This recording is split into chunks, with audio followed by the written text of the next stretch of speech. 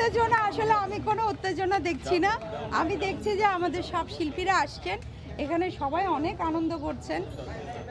দুই প্যানেলের আমরা যারা শিল্পী আমরা কিন্তু ওই প্যানেলে যাচ্ছি, এই প্যানেলে আসছি, সবাই সবার কাছে ভোট চাচ্ছে, এটা একটা আনন্দ। আচ্ছা, একটি বিষয় আমি আপনার কাছে একটু জানতে চাই। আমরা গত নির্বাচনে প্রধান নির্বাচন কমিশনার তাকে নিয়ে চুমুকাণ্ডের একটা বিষয় উঠেছিল।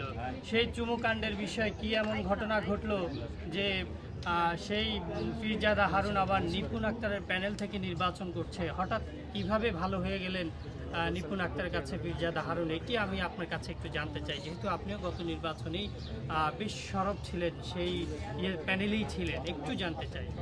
এটা হচ্ছে যিনি চুমু খেতে চেয়েছেন আর যিনি থাপ্পড় মারতে চেয়েছেন ওনারা দুজনেই ভালো বলতে পারবেন, এখানে আমি কিছু বলতে পারবো না।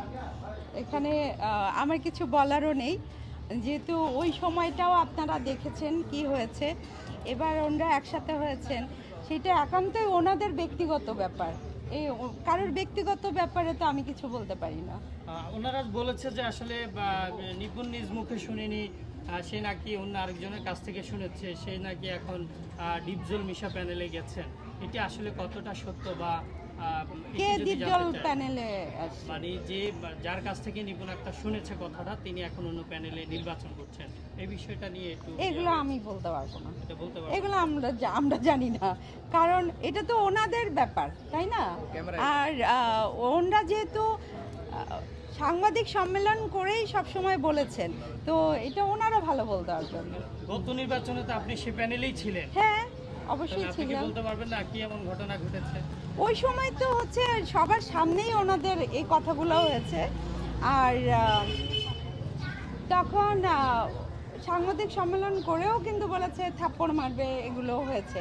বাট ওগুলোর কাছে তো আমরা নাই, ওগুলো তো আর আমরা এগুলো নিয়ে আলোচনা করিও নাই, কারণ এটা আমাদের দরকার নাই। হারুন কিন্তু বারবার অভিযোগটা এনেছিল।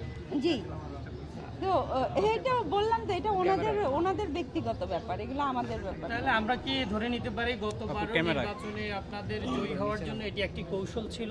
এবং এটা এবারে সেই কৌশল অবলম্বন করছেন? আমার কোনো কৌশল না।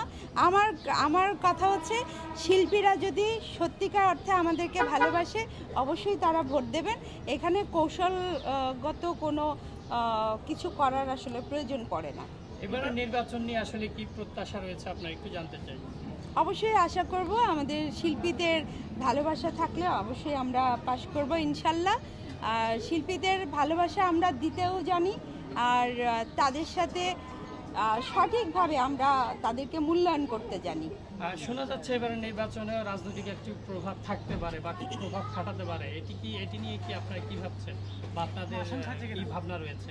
আমাদের এই প্যানেল থেকে কোনো রাজনৈতিক কোনো প্রভাব খাটানোর কিছু নাই, সেটা আমরা বলতে পারি না। ওই প্যানেল যদি করে সেটা তাদের ব্যাপার, তারা জানে, এটা আমরা জানি না। তারা যদি রাজনৈতিকভাবে